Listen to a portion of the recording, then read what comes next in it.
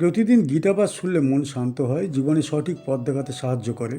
দুঃখ, ভয়, রাগ দূর হয়, আত্মবিশ্বাস বৃদ্ধি পায়। কর্ম ও ভক্তির মাধ্যমে হৃদয়ের শক্তি, ঘরে শান্তি ও জীবনে আলো নিয়ে আসে। তাই প্রতিদিন আমাদের চ্যানেল থেকে 2টি শ্লোক সহ একটি পাঠ শুনুন। সর্বয়োনিষি কৌন্তেয় মূর্তয়ঃ সম্ভবন্তি ইয়াঃ তাসাং ব্রহ্ম মহদ্ ইয়োনি অহং বীজপ্রদঃ পিতা। হে কৌন্তেয়, সমস্ত যোনিতে যে মূর্তিগুলি উৎপন্ন হয়, আমি সেই মহৎ ব্রহ্মযোনিতে তাদের বীজ প্রদানকারী পিতা হিসাবে উপস্থিত হই। সর্ব ইয়নসি মানে সমস্ত যোনিতে, কৌন্তেয় মানে হে অর্জুন, মূর্তয় মানে প্রাণী বা জীবের দেহ মূর্তি, সম্ভবন্তী মানে উদ্ভূত হয়, ইয়াহ মানে যে, তাসাম মানে তাদের, ব্রহ্ম মানে পরম সত্য বা সৃষ্টিকর্তা, মহৎ মানে মহৎ বা মহিমান্বিত, ইয়োনিহি মানে উৎপত্তিস্থল, অহম মানে আমি, বীজ প্রদহ মানে বীজ প্রদানকারী, পিতা মানে পিতা বা সৃষ্টিকর্তা। এই শ্লোকে ভগবান শ্রীকৃষ্ণ জানাচ্ছেন যে সমস্ত প্রাণীর জন্ম যোনিতে ঘটে। যে সমস্ত দেহ মূর্তি জন্ম নেয়, সেই সৃষ্টির মূল কারণ তিনি, পরম ব্রহ্ম। তিনি সমস্ত জীবের বীজদাতা, পিতা। সর্ব ইয়োনিষু কৌন্তেয় মূর্তয়ঃ সম্ভবন্তি। এটি বোঝায় যে সমস্ত দেহ ও জীব যোনিতে উৎপন্ন হয়।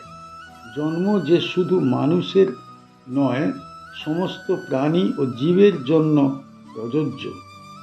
তাসাং ব্রহ্ম মহৎ যোনিরহং বীজপ্রদঃ পিতা। শ্রীকৃষ্ণ নিজেকে সেই মহৎ পিতা হিসাবে পরিচয় দিচ্ছেন, যিনি সমস্ত সৃষ্টির বীজ প্রদান করেন।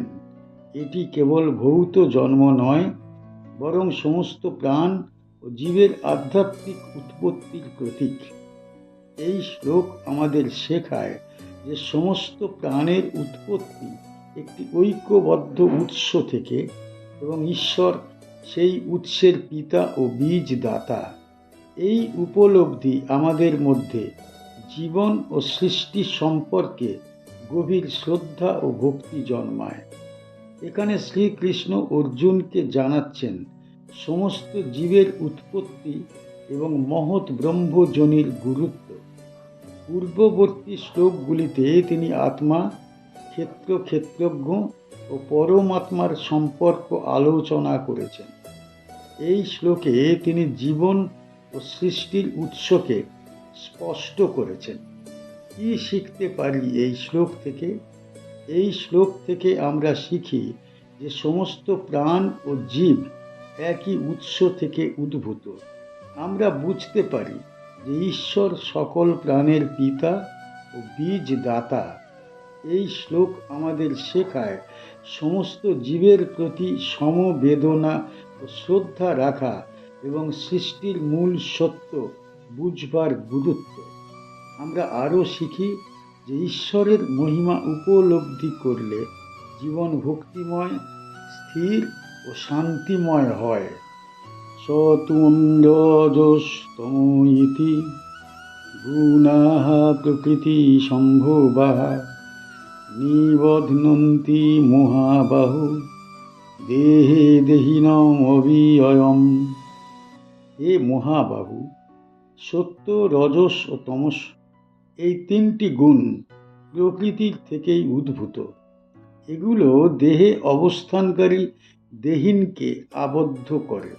সত্ত্বম মানে সৎ আত্মা বা শুভ গুণ, রজঃ মানে রজস বা ক্রিয়াশীলতা, কাম ও আকাঙ্ক্ষা, তমঃ মানে তামস, অন্ধকার, জড়তা ও অসচেতনতা, ইতি মানে এইভাবে, গুণাহা মানে গুণ সমূহ, প্রকৃতি সম্ভবাহা মানে প্রকৃতি থেকে উদ্ভূত, নিবধ্নন্তি বন্ধন সৃষ্টি করে বা আবদ্ধ করে, মহাবাহু মানে হে শক্তিমান বাহুধারী, অর্থাৎ অর্জুনকে সম্বোধন করা হয়েছে।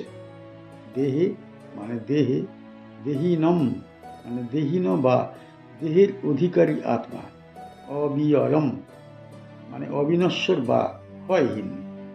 এই শ্লোকে ভগবান শ্রীকৃষ্ণ জানাচ্ছেন যে সমস্ত দেহ ও ইন্দ্রিয়কে প্রভাবিত করা, আবদ্ধ করা, নিয়ন্ত্রণ করা তিনটি গুণের মাধ্যমে হয়: সত্য, রজস ও তমস।